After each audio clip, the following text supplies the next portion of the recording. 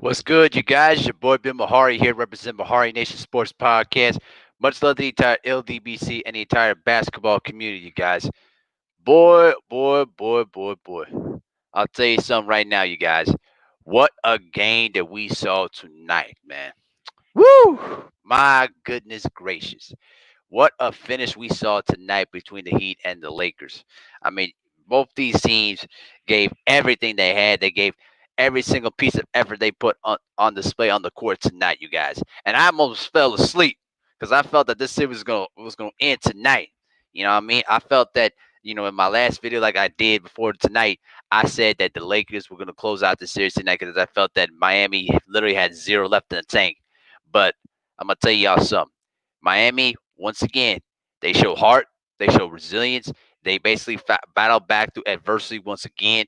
And now this series ain't over yet, guys. Miami survives once again, and Jimmy Butler put his team on his back once again with another amazing triple double performance. 35 points, 11 rebounds, I should say 12 rebounds, and 11 assists. All right. Duncan Robinson, 26 points, and he was making threes like left and right, bro. Let me tell y'all something about Duncan Robinson. This kid, he's got the potential to be one of the greatest shooters in the history of basketball, barring if he stays healthy and he continues to put up this kind of consistency. This kid's the real deal. All right, you understand what I'm saying? This kid, he was making threes with defense literally draped all over him. Man, I'm telling y'all.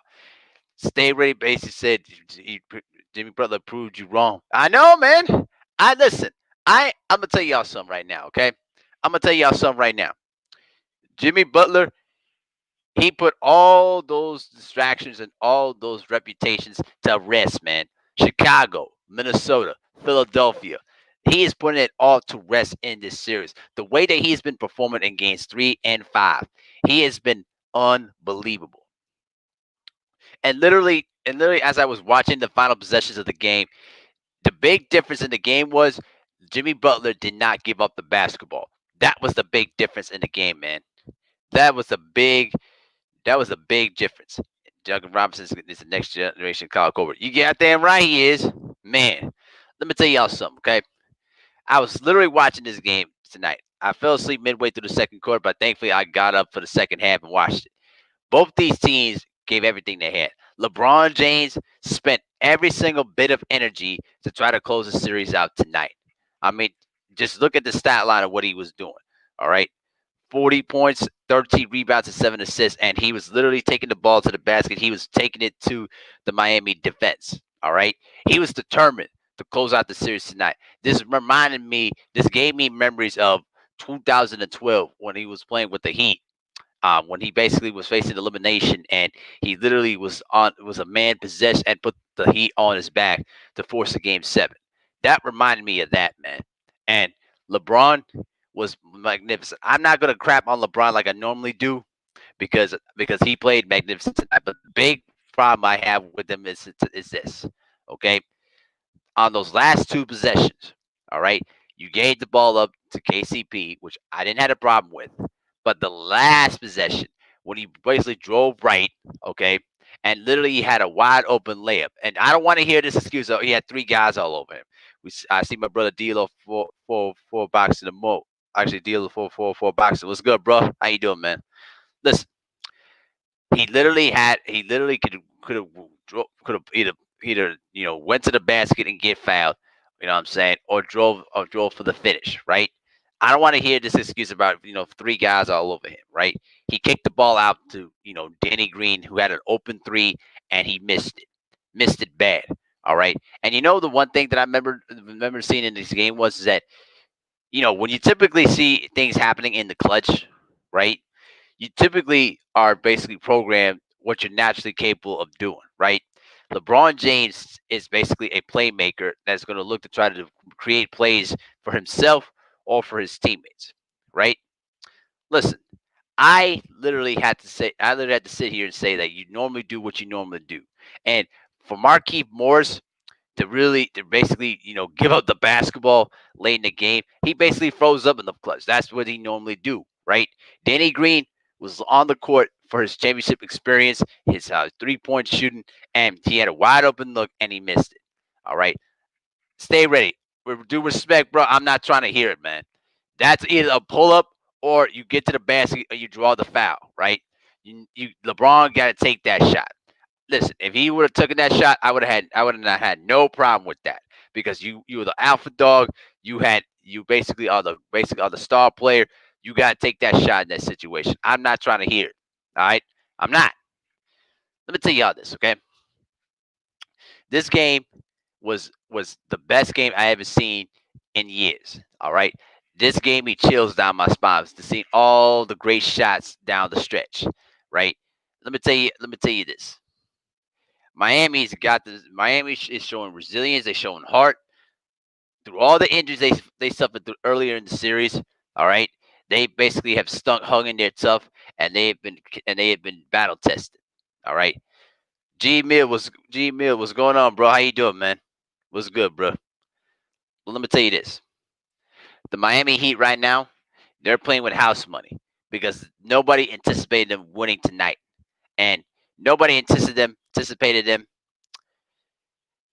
Nobody anticipated them even remotely being competitive in this series. All right, I was being sympathetic when they would say, and I said it was going to be one game, but I will not lie when I say that I think that the league Lakers should have swept this series. It should have been 4-0, especially when all the injuries that the Miami Heat have dealt with in Game One. Right now, Gordon Dragic is out for the remainder of the series. All right, he's not playing. That plantar fasciitis tear is too much for him to handle. There ain't no way that he's gonna play for the rest of the series. All right, he's done. Bam Adebayo, I mean, he's still producing, but he looks like he's a little lost out there on the floor. All right, but right now, Jimmy Butler, if the Heat find a way to come back and win this series and win the championship, he's Finals MVP. There's no disputing about that. The way that Jimmy Butler has been producing in this series has been magnificent. All right. He said, I don't ever seen Danny Green shoot this bad ever. You goddamn right. I mean, he missed the three by a mile, bro. Like, Danny Green can't even hit anything right now. All right. He makes 1 3 here and there, but it's not the same Danny Green that we remember we seen him in San Antonio or in Toronto. All right. He has been shooting just horribly. He's like missing in action. And let me tell y'all this stuff right now. You want to talk about about fans writing a petition to prevent dudes from getting a championship ring? Why don't you do that for Danny Green? The guy's been literally missing in action throughout the entire series. Every single time I'm watching Danny Green play, I was like, why is this dude on the court? Why? I don't get it, bro. I just don't get it. He's missing shots, and it looks like he's scared to shoot, right? And everybody's freezing up down the stretch. And I'll tell you this: Frank Vogel deserves some criticism there too as well. He says, "I'm good, bro. Miami's got some momentum going into Game 6, right?" And there's my brother Brandon Nicholson, the top Miami Heat fan. I'm sure you're happy as hell tonight of how this game turned out. Let me say this, okay? I don't understand why Frank Vogel didn't put Rondo into the ball game for his defensive ability. He would have been the perfect guy to match foot speed against Jimmy Butler during that situation. All right, considering the fact that Anthony Davis injured his foot again. All right, and I think it was his heel, not his ankle, and he was barely getting up and down the court. Right, so why if you've seen your best defender in Anthony Davis getting hurt, why not insert Rajon Rondo into the game and try to match him with Jimmy Butler? That I didn't understand, right? And so the other thing I didn't understand was that why is it that when you saw that your players were getting tired out, why you didn't call a timeout to give them some leads, a little bit some rest to try to get them down the stretch? Whew. I'm gonna tell you this though right now. I still think that this series is going to end on Sunday. I just think that that the Lakers are going to be determined as hell to not blow this series on Sunday. All right, Miami showed a great outing, and they played another terrific game when they had to win. All right, but I just think right now I think that the Lakers are gonna recognize that if they blow Game 6 Sunday, I'm telling you right now, people are not gonna let this go, man. You want to talk about blowing a 3-1 lead in the NBA Finals, right? You already saw your chief adversaries, the Clippers, blow a 3-1 lead in the second round. If they blow a 3-1 lead in the NBA Finals, I'm telling y'all right now, don't talk to me about LeBron James being the greatest player of all time. Don't talk to me about that. I don't want to hear it no more. Great players don't blow 3-1 leads in the NBA Finals. All right? Consider the fact that LeBron James came back from a 3-1 deficit in an NBA Finals in 2016 with the Cleveland Cavaliers. So him of all people should know about that. So, Brandon Nicholson says I'm proud of Miami's grit and heart, but I still think LA's closing this out on Sunday. I do too. I think that you know Miami gave probably their best effort of the entire series, and they got the job done. But I'm gonna see in Game 6 how Miami's going to approach this. Are they satisfied of how they played tonight, or do they feel that they still got a couple more games left in the tank that pretty much that they will force them a Game 7?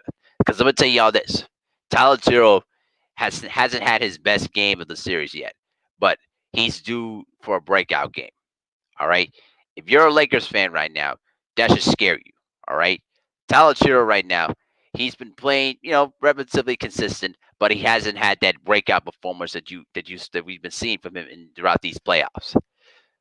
If Tyler Hero gets hot in Game 6 and Game 7, that spells bad news for the Lakers because then you have Duncan Robinson hitting shots, and then you have Tyler Hero coming off the bench hitting shots. Right. I'm gonna tell you all this: when those two guys get it going, it's over, bro. They ain't no way that they're gonna let this line down. All right, y'all, hold on one second. Okay, I just want to make sure.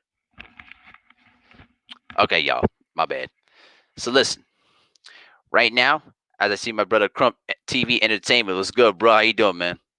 Listen, the Heat right now, they're playing with everybody. Y'all know this in the chat. They're playing with house money at this point. They're pretty much playing with house money because nobody anticipated them even getting one or two victories in this series. But if they come back, win Game 6, all right, you got to like their chances in Game 7, considering of all the pressure and all the expectations coming in here tonight and in this series, right? Listen, with all the injuries that Miami has suffered throughout the series, all right, particularly with Gordon Dragic and Bam Adebayo, this series should have ended in a sweep. All right, if the Lakers would have took care of business in Game 3, this series would have ended in a sweep. But the fact that it hasn't ended in a sweep, I mean, right now, it's really putting a lot of asterisks to of their performance in this entire series, right? And you lost the game wearing those Kobe Bryant tribute jerseys, and so right now. There's a lot of doubt coming in. There's a lot of doubt coming in. I mean, I just looked at what's going on social media. They're giving the Lakers the business. They're giving Markieff Morris the business. They're giving Danny Green the business, and they're even giving LeBron James, some respect, but also giving him some criticism along with it, right? So, man, I'm gonna tell y'all something, y'all Laker fans. You better hope and pray that for the next 48 hours that the Lakers can that another gear to overcome this blown opportunity. All right. You better hope they have one more gear left within themselves to close out this series. As I see my brother Donald Woods Jr. in the building. What's up, brother? How you doing, man? He basically said Jimmy Butler wanted it more. You goddamn right he did. You are absolutely right. He wanted it more, right?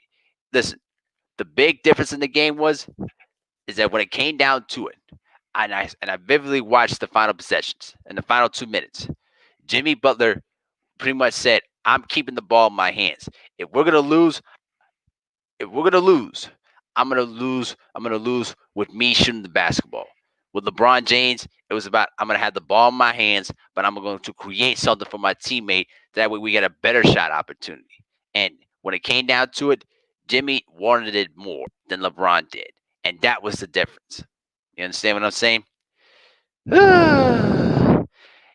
Oh, Great point, Donald Woods Jr. He said, "I see that they brought out the trophy. When I saw that, that's when I knew Miami was going to win." Right. You know what? That's a great point. They was bringing out the trophy. All right. Right, to prepare for the final for the celebration for the Lakers, right? This gives you memories back of '69 in that Game 7. All right, when the Lakers were preparing for the celebration, when they put up all the balloons at the Forum, all the post game celebrations when they were going to win the championship. All that did was motivate the Boston Celtics, and what happened? They went into the Forum and beat the Lakers in their house to win the last championship of the Bill Russell era. All right, I'm telling y'all, history is due to repeat itself, and I'm gonna tell y'all this: it, y'all, you like your fans, you better hope and pray they better win Game 6 on Sunday. I'm gonna tell y'all that right now. Brandon Nicholson says, I think Game 6 depends on Anthony Davis's health. Right? Yeah, he re-aggravated that same foot injury earlier in the playoffs, and I saw Anthony Davis having trouble just literally moving laterally up and down the court. All right. It's like he just couldn't move his feet. He was pretty much his feet was he felt like it felt like his feet was pretty much stuck on mud. That's what it looked like to me. Oh my goodness. But I'm gonna tell you all this. Jimmy Butler, all the criticism about Jimmy Butler over the last decade needs to be put to rest right here, right now. He said, "I've been saying it. Jimmy Butler is on another is another LeBron James stopper. They used to go at it in the Chicago. Oh, I know. I'm a Bulls fan, bro. I know that. You don't have to tell me twice. I know that, right? Jimmy Butler used to give LeBron James the John James fits when they were basically in the same division together. All right, but I'm gonna tell y'all this. Don't talk to me about all this stuff about what you hear about Jimmy Butler now. All right. I don't want to hear it no more. All right. Minnesota should have done everything they can to keep this guy. All right. Minnesota Minnesota screwed this up when they basically decided to side with those two young punks. And what happened? Their team trashed, right? Then Chicago, then we go back to Chicago. How that all turned out, right? You know what I'm saying? And then in Philadelphia, instead they didn't re-sign Jimmy Butler after they traded for him. They re-signed Tobias Harris, but they let Jimmy Butler walk. I'm telling y'all, I'm telling y'all, Jimmy Butler is basically sticking it to all of his critics in this series, right? But I'm hoping to be two more performances out of Jimmy Butler. That's pretty much going to validate this. All right. Regardless of what happens in this series, right? Jimmy Butler's reputation has been salvaged in this series. All right, his reputation, his game. I mean, you cannot tell me with a straight face and tell me that he's probably the best two-way player in the game. I'm just saying, man. I'm just saying. Brandon Brandon Nicholson says, I cringe watching Anthony Davis moving those last few minutes of the game. Right. It's like he lost a lot of lateral mobility, and he barely was getting up and down the court. It was just sad to see. But I think that the rest period of the 48 hours was going to help him out. And I think because if it was were an ankle injury, I would have been more concerned.